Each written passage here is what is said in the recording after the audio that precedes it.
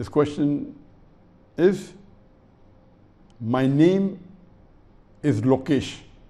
I am from India. I am studying intermediate first year. Hello, Dr. Zakir sir. I want to ask you a question. Why are you misleading people by saying only half of Sloka in Yajurved? You are saying Na tasya pratima asti and telling God has no form. The full Sloka is Na tasya. He quoted half of the verse of Vedha.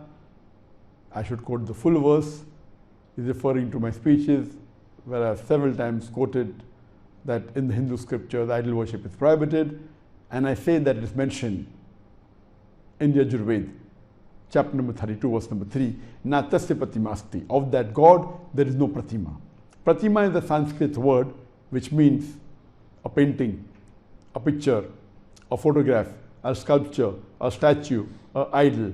So Almighty God, according to the Hindus, in Yajurved, chapter number 32, verse number 3, saying, Na tasya pratima asti. Of that God, there is no picture, there is no painting, there is no photograph, there is no sculpture, there is no idol, there is no image. Brother Lokesh is saying, why don't I continue and say, there is no icon, there is no simile, and he is all great, and no one born on this earth is greater than him. I agree with that. Everything if saying the context gives a different meaning to what you are saying, that means you are deceiving the people. But after saying the context, if it means the same or gives a better explanation, that doesn't mean I am deceiving. What I am doing, I am trying to be short because I quote various verses. If you hear my lecture on similarity with Islam and Hinduism, I have quoted more than 100 verses from the Hindu scriptures, from the Vedas, from the Upanishad, and I am quoting the major part.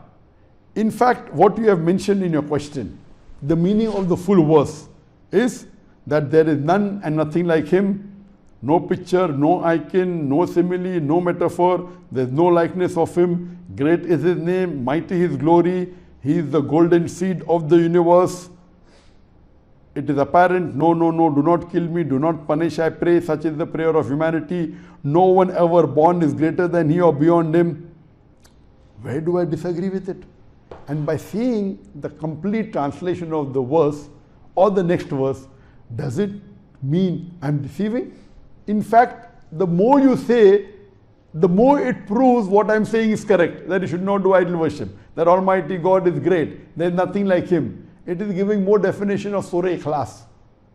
So no way am I trying to deceive. What I am trying to do, I am trying to give more references from the Hindu scriptures. Meaning the same thing so that the person is convinced more.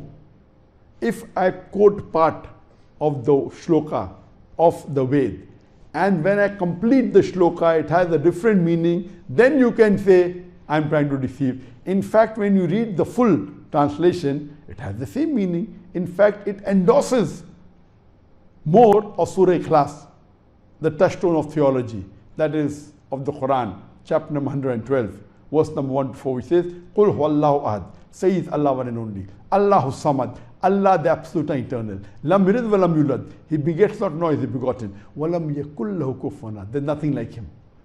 So in fact, I'd like to thank you, Brother Lokesh, that because of you, I had time to give the translation of the full verse, which normally I do not.